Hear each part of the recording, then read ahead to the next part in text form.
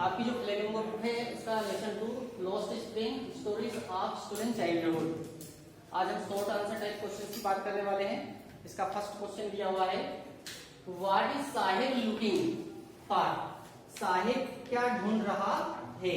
What is Sahib looking for? Sahib क्या ढूंढ रहा है इन द गार्बेज? गार्बेज मतलब होता है कचरा। जो साहिब है वो कचरे में से क्या ढूंढ रहा है? देखिए इसमें 3 क्वेश्चन पूछे हैं। इस क्वेश्चन के अंदर 3 क्वेश्चन है। पहला क्वेश्चन कहा है कि what is Sahib looking for in the garbage? Sahib garbage से क्या ढूंढ रहा है? Where is he? दूसरी बात इसमें पूछिए, वेयर कहां पर, इज ही वह कहां पर है।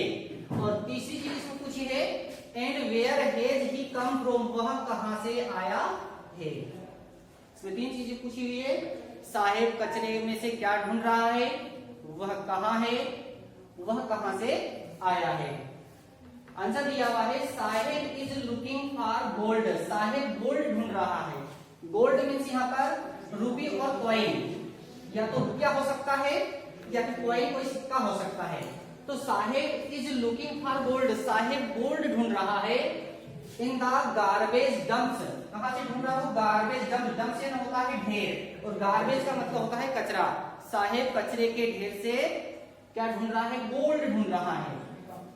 इस क्वेश्चन में कुछ पूछा था, वेयर इज ही, वह कहां है? तो इसका आंसर दिया हुआ है, he is in the neighbourhood. Neighbourhood मतलब होता है पड़ोस। ही इज वहां है, ही इज वहां है इन द नेबरहुड, पड़ोस में, ऑफ द राइटर। राइटर मतलब जो लेखिका थी, उस लेखिका के पड़ोस में है। इस लेसन के राइटर का नाम है अनीस जंग, जो एक लेखिका है।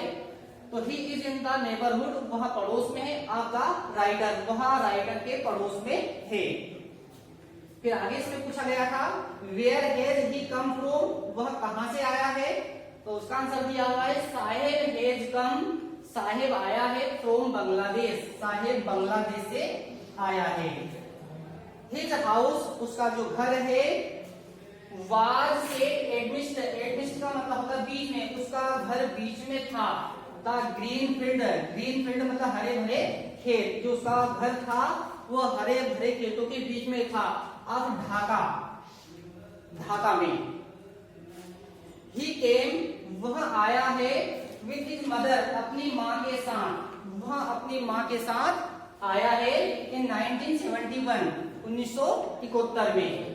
वेन स्टोन्स, स्टोन्स का मतलब होता है तूफान।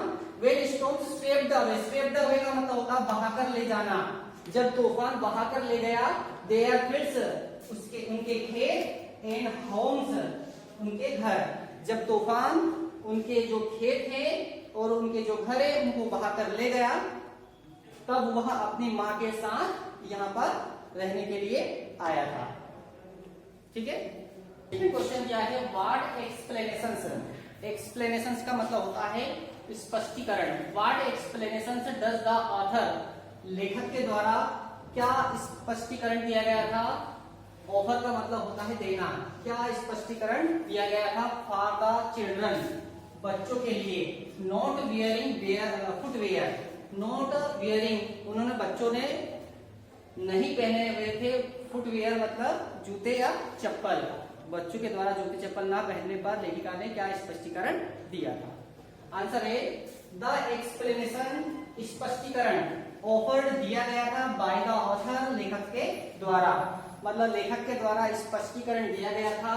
Is that it is a tradition, कि यह एक परंपरा है। ट्रेडिशन का मतलब होता है परंपरा।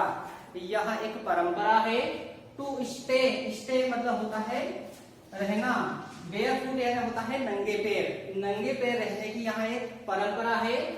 It is not lake of money, पैसे की कमी नहीं। लेक का मतलब होता है कमी, ऑफ मनी मतलब पैसा, पैसे की कमी नहीं है। सी वंडर्स, वह आश्चर्य करती है। वंडर्स का मतलब होता है आश्चर्य करना। सी वंडर्स, वह आश्चर्य करती है। If this is the only an excuse, excuse का मतलब होता है बहाना। यह केवल एक बहाना है। This is only an excuse, यह केवल क्या है? एक्सक्यूज है, एक बहाना है। टू एक्सप्लेन, एक्सप्लेन मतलब समझाने का। Away a perpetual state, perpetual का मतलब होता है स्थायी स्थिति, और पॉवर्टी मतलब गरीबी, गरीबी की स्थायी स्थिति को बताने का यह केवल एक बहाना है। ठीक है।